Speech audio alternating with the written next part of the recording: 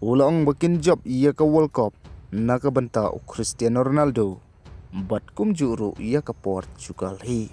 Bat tat hadu menta dang sa sanru teli ki jaka naka banta ke round 16.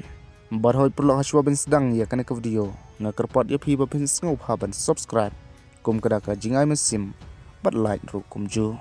Te hoi perlu menta habangi phai naka leang uway na kirangil kai bakan sa jong ke Portugal.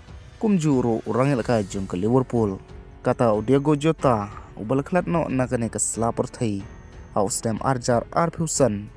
Ulapan mana ia ke jing angnot haki por ba udang im ba ukwa ban job ia ke World Cup. Naka benta kelas World Cup jong Cristiano Ronaldo. Kum juru ia ke Portugal hi kari jong Henry ngosi ba Diego Jota ulaklat no naka jingya aksiden kali. Ausdem arjar arpusan.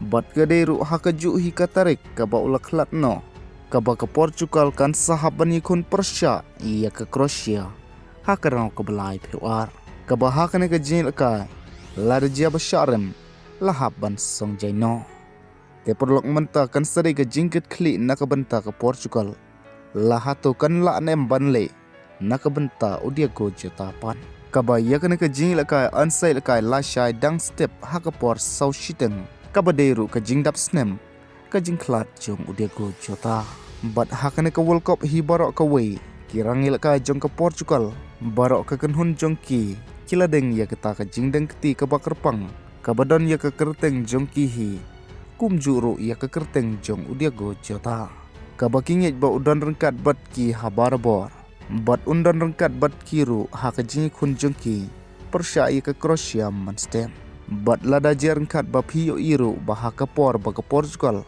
kala pelat ia ke finalis squad jongka nak benta ke World Cup kila rengkat bat Diego Jota da ka bakila tho hatra jongka squad list arpun riu plus iway shu hakane ke jingil kai kan sedai ka wepat ke jingil kai ka bakini ki arngut ki legend jongka Real Madrid kata Luka Modric bat Cristiano Ronaldo kan sedai kelas uwe na pedeng jongki banpong ya ke jersey jong ke national team jong namar bakilaya kerta kala bandai bakin syong thai no na ke national team jong ki kublish pun